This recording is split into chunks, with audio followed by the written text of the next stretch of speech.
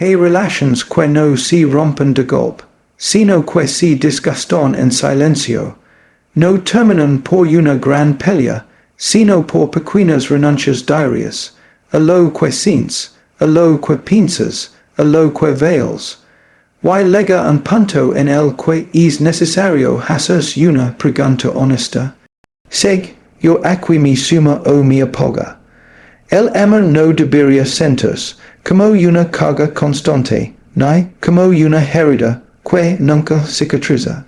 Es cierto que toda relación atraviesa momentos difíciles, desacuerdos y crisis, pero hay una diferencia profunda entre enfrentar conflictos juntos y vivir en un estado permanente de dolor emocional.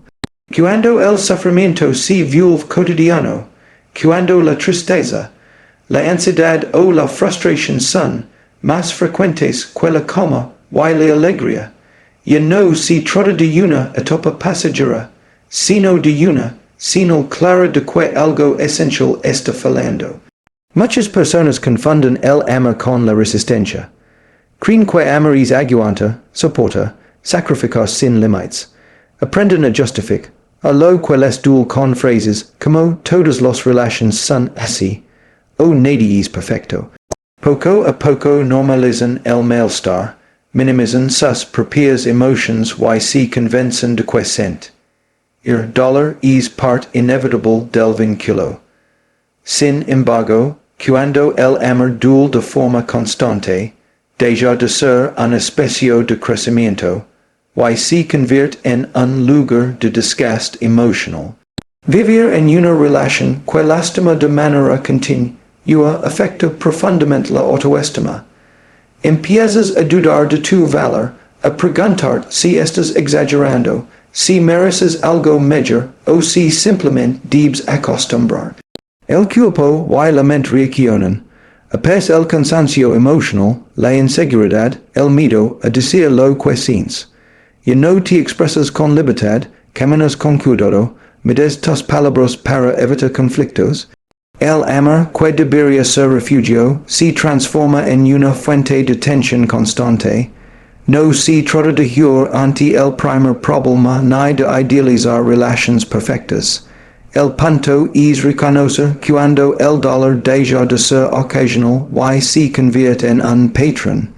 Cuando una relación te roba la paz, te genera angustia persistente o te hace sentir solo incluso estando acompañado, es momento de escuchar lo que estás viviendo.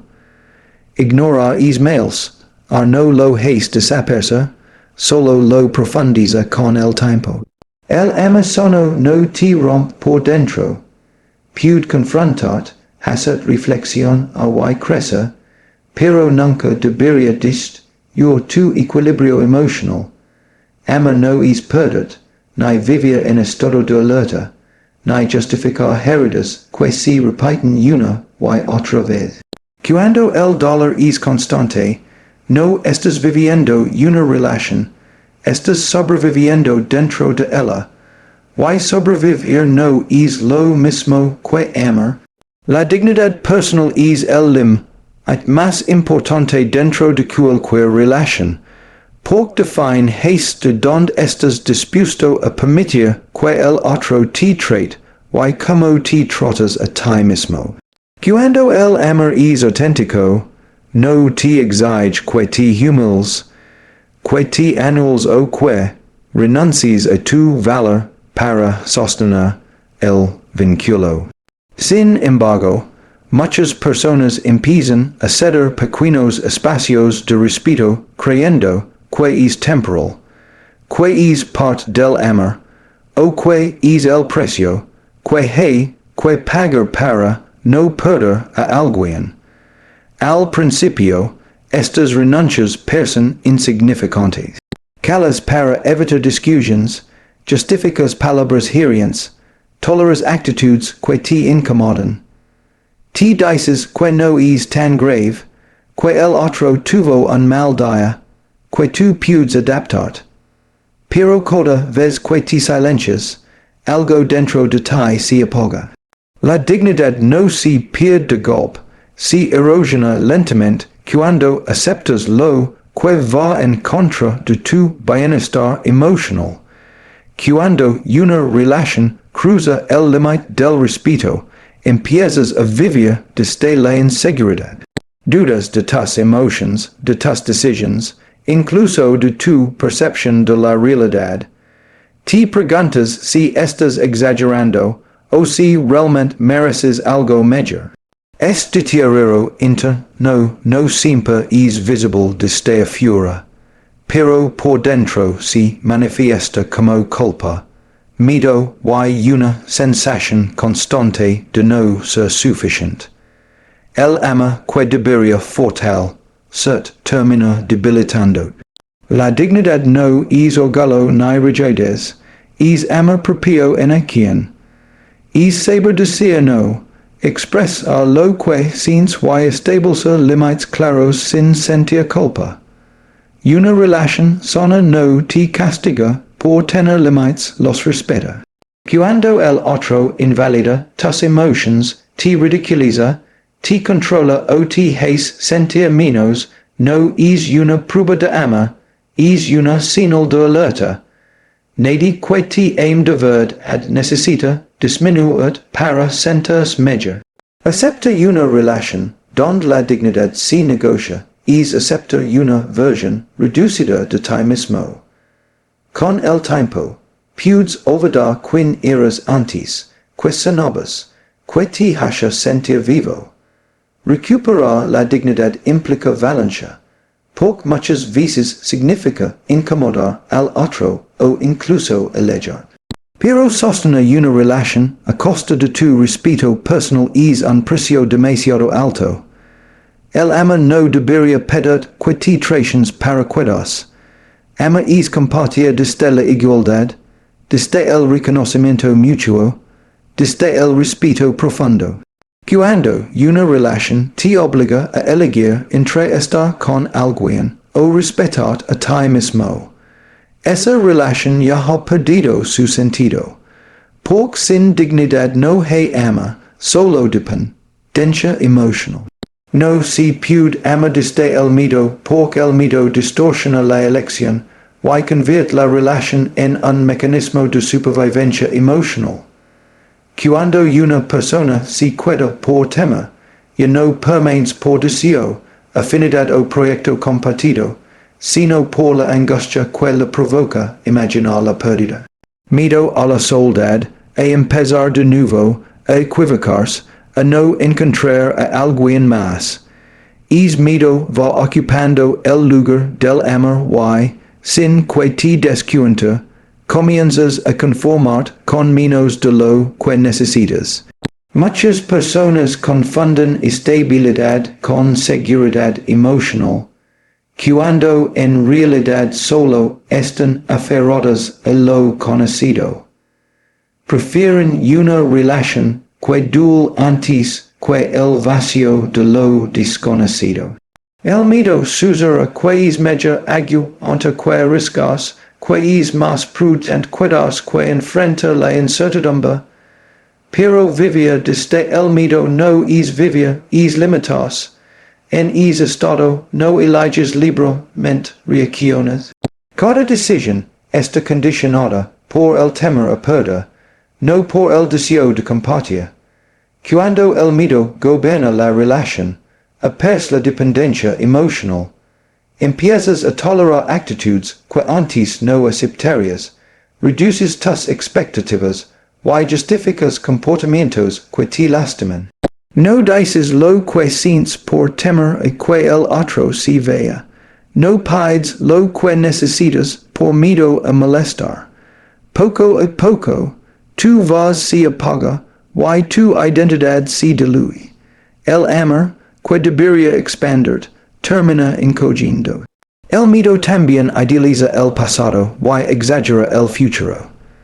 Te hace creer que sin esa persona no podrás estar bien, que nadie más te comprenderá, que la soledad será insoportable. Sin embargo, muchas veces es miedo no es a estar solo, sino a encontrar contigo mismo, a reconstruir, a sanar.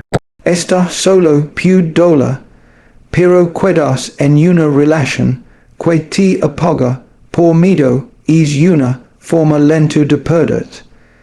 El amor sano nace de la libertad, no de la necesidad. Dos personas se eligen porque quieren, no porque se temen perder. Cuando hay libertad, hay autenticidad. Cuando hay miedo, hay control, ansiedad y desgaste emocional. No se trata de no sentir temor nunca, sino de no permitir que es temor dirija tu vida afectiva. Amor implica courage, porque amor es exponerse, pero también implica la valencia de us, cuando quedas significa traicionarte. Una relación sostenida por el miedo no ofrece paz, ofrece una falsa sensación de seguridad. La verdadera seguridad ad emotional surge cuando sabes que puedes estar bien contigo mismo, con o sin alguien a tu lado. Solo desde hay el amor deja de ser una necesidad desesperada, y se convierte en una elección consciente y genuina. El cambio real en una relación no se construye con promesas, sino con acciones sostenidas en el tiempo.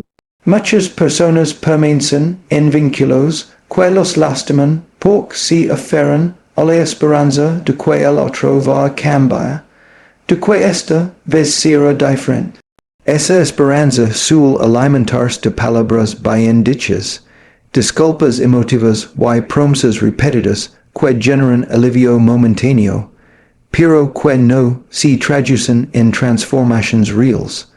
Con el tiempo, esta dinámica desgasta profundamente y erosiona la confianza.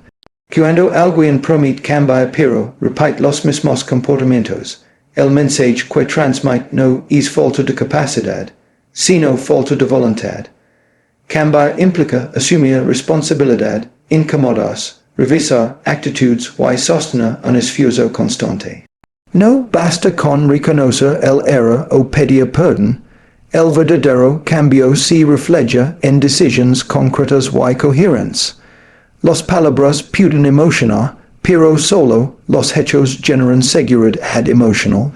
Sin coherencia, las promesas se convierten en una forma de manipulación, aunque no siempre se consciente. Esperar indefinidamente a que alguien cambie es una forma silenciosa de posponer tu bienestar. Te quedas atrapado en un ciclo de ilusión y decepción, donde cada promesa renueva la esperanza y cada incumplimiento profundiza la frustración. Poco a poco, empiezas a dudar de ti mismo, a preguntarte si estás siendo demasiado exigente o impaciente. Mientras tanto, el tiempo pasa y la relación permanece en el mismo punto, con el mismo dolor. El amor no debería ser un contra de paciencia ilimitada. Comprender, acompañar y apoyar no significa tolerar lo que se repite sin intención real de cambio. Hay una diferencia clara entre atravesar un proceso de crecimiento juntos y quedar esperando a que el otro decida crecer algún día. Cuando solo uno es el esfuerzo, la relación se desequilibra y se convierte en una carga emocional injusta. Acepta promesas vacías también te coloca en un rol que no te corresponde, el de salvador, terapeuta o rehabilitador emocional.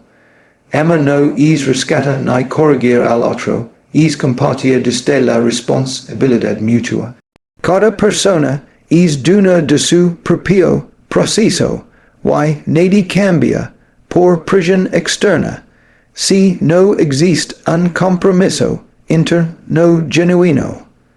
Una relación sana se construye con coherencia entre lo que se dice y lo que se hace. Cuando esa coherencia no existe, el vínculo se debilita y el respeto se pierde. Seguir creyendo en palabras que no se sostienen con acciones no es amor, es autoengaño, y sostener una relación de el autoengaño solo prolonga el desgaste emocional, y la postergación de tu propia paz el cambio no puede ser solo una promesa porque una relación se sostiene en la confianza, y la confianza se construye con hechos visibles, no con palabras repetidas. Muchas personas permanecen en vínculos dañinos aferrándose a la idea de que el otro va a cambiar, que esta vez se cumplirá lo que dice. Esa esperanza suele nacer de disculpas emotivas, declaraciones intensas y promesas bien formuladas que alivian momentáneamente el dolor, pero que con el tiempo se repiten sin resultados reales. Cada promesa incumplida no solo decepciona, también debilita el vínculo y desgasta emocionalmente a quien espera. Cuando el cambio se anuncia pero no se concreta, la relación entra en un ciclo agotador. Hay una falta, luego una disculpa, después una promesa, y finalmente una recaída. Este patrón crea confusión emocional porque alterna momentos de ilusión con momentos de frustración. Poco a poco, la persona que espera empieza a dudar de sí misma, a preguntarse si está exagerando o si debería ser más comprensiva. Mientras tanto, el problema de fondo permanece intacto y el malestar se normaliza. Cambiar implica algo más profundo que reconocer errores. Supone asumir responsabilidad, modificar conductas, sostener nuevas actitudes incluso cuando es incómodo. No es un acto puntual, es un proceso continuo. Quien realmente quiere cambiar, no lo anuncia constantemente, lo demuestra con constancia. Las palabras pueden ser sinceras, pero si no están acompañadas de acciones coherentes, pierden valor. El ama no se nutre de intenciones, se fortalece con coherencia. Esperar un cambio que no lega también tiene un costo personal. El tiempo, la energía emocional y la paciencia se van consumiendo mientras tu bienestar queda en pausa. Te acostumbras a vivir con la expectativa de un futuro mejor que nunca termina de llegar. En ese estado, tu vida se suspende y giras alrededor de lo que el otro podría ser, no de lo que realmente es. Amor no debería implicar posponer indefinidamente tu tranquilidad. Además, cuando te quedas esperando que alguien cambie, puedes asumir un rol que no te corresponde. Intentas explicar, convencer, motivar, justificar. Te conviertes en apoyo constante de un proceso que no depende de ti. Pero nadie cambia por amor ajeno si no existe un compromiso interno. Cada persona es responsable de su propio crecimiento emocional.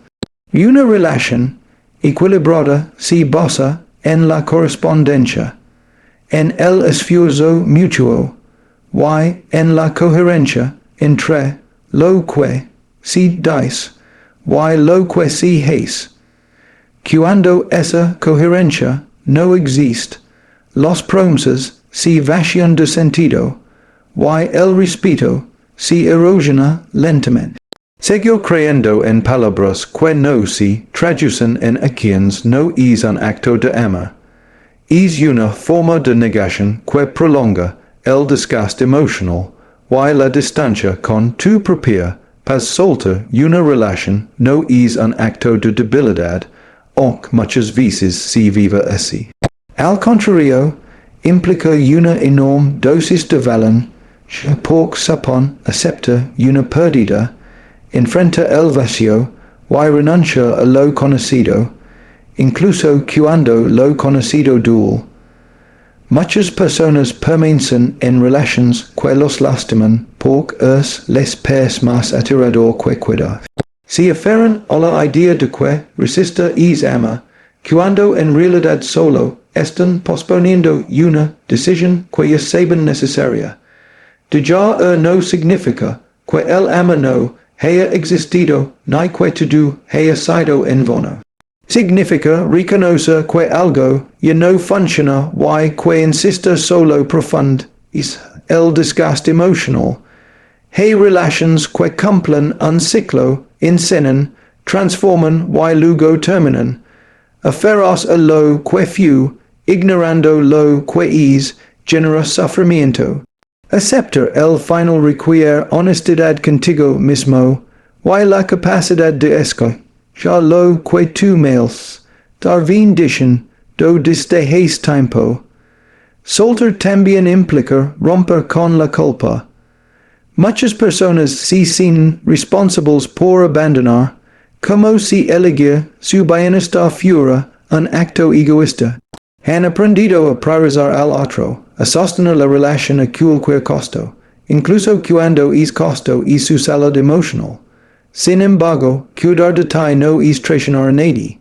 Nadie gana cuando una relación se mancha desde la obligación, el resentimiento o el agotamiento. El miedo suele persa confusa en el momento de soltar. Miedo a la soledad, al arrepentimiento, a no encontrar algo mejor. Pero es miedo no, es una señal de que la decisión sea incorrecta. Es una reacción natural ante el cambio. Deducir implica incertidumbre. Lo importante es entender que la paz emocional no se construye, evitando el miedo, sino atravesándolo con conciencia. Sea y respeto propio. También es una forma de poner límites. Es decir, basta cuando el diálogo ya no alcanza, cuando el respeto se perdió o cuando el amor dejó de ser un espacio seguro. A veces, el acto más amoroso no es insistir ni sacrificar más, sino retirarse con dignidad. Permanecer donde no hay reciprocidad, ni cuidado no es lealtad, es autoabandono. Elegir soltar abre un proceso de reconstrucción personal. Permite recuperar partes de ti que habías dejado de lado, volver a escuchar y redefinir lo que deseas en una relación. Aunque el dolor del cierre real, también lo es la posibilidad de sanar. Soltar no es puro, es elegante, es priorizar a tu equilibrio emocional, y reconocer que mereces vínculos donde el amor no duela, no humil y no te obliga a perder para cuidar.